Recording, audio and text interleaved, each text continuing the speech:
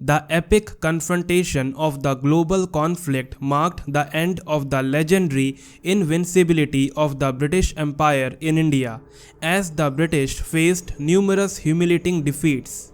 This bolstered the confidence of the Indian populace.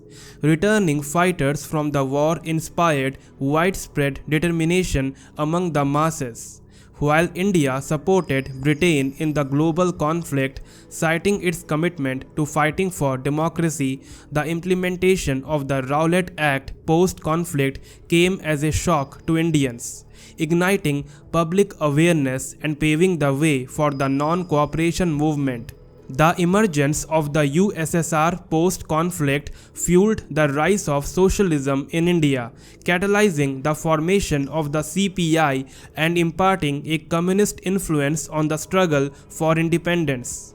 Indian soldiers saw it as their duty to bring honor to their families or communities by bravely battling on the front lines. Despite receiving a modest monthly pay of 11 rupees, the additional earnings from participating in the conflict would have been invaluable to a struggling worker's family, potentially serving as a motivation for enlistment. Indian soldiers often expressed loyalty to King Emperor George V in their letters, highlighting their personal commitment to him above all else.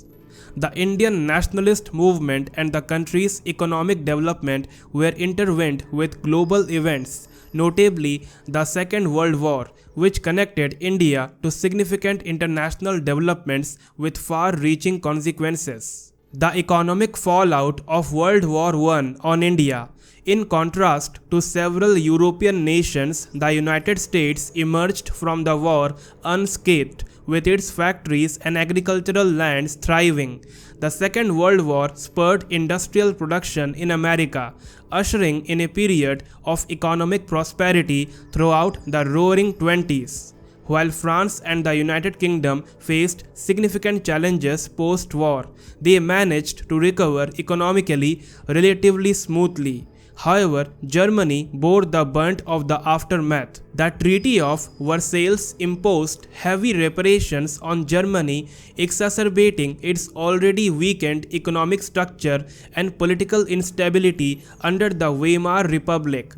The result was a severe economic downturn marked by rampant inflation and unemployment. The devaluation of the Reichsmark reached such extremes that it took wheelbarrows full of cash to purchase basic necessities, as famously depicted by children flying kites made of sewn together Reichsmarks. Although the German economy stabilized somewhat in the mid to late 1920s, the onset of the Great Depression following the American stock market crash of 1929 plunged Germany into further turmoil. The ensuing years saw widespread devastation to German society, providing fertile ground for the rise of the Nazi regime. The Second Great War brought significant changes to India's economic and political landscape.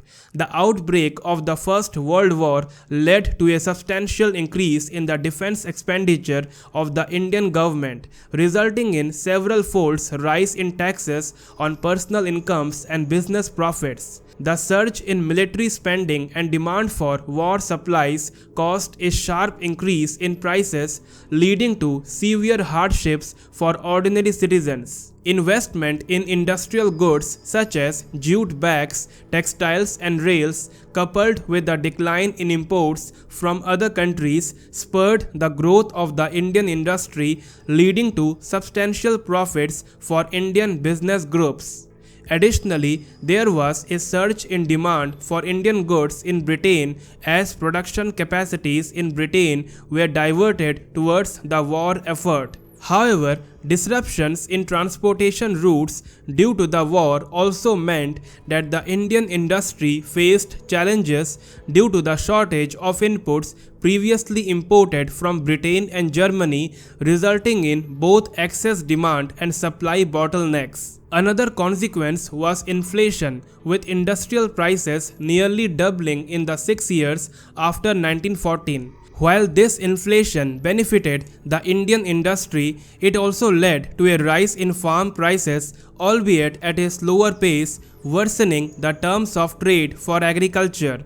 This trend persisted for much of the following decades, particularly during the global commodity price collapse in the Great Depression. Investment in food supplies, especially grains, fueled widespread food inflation, while crash crops like jute suffered due to the loss of the European market. Simultaneously, increased military demand for jute products offset the decline in civilian demand, leading to skewed income distribution with jute mills in Bengal forming syndicates.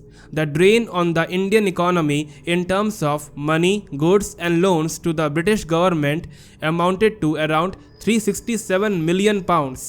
Domestic manufacturing sectors such as cotton and steel benefited from the decline in British goods that had dominated the pre-war market. The Tata Steel plants, for instance, received a lifeline through a contract to supply rails to the Mesopotamian front. British investment was redirected to the UK, opening opportunities for Indian capital. In essence, the wartime economy bolstered Indian capitalism in various ways. I hope you learn. Thank you very much.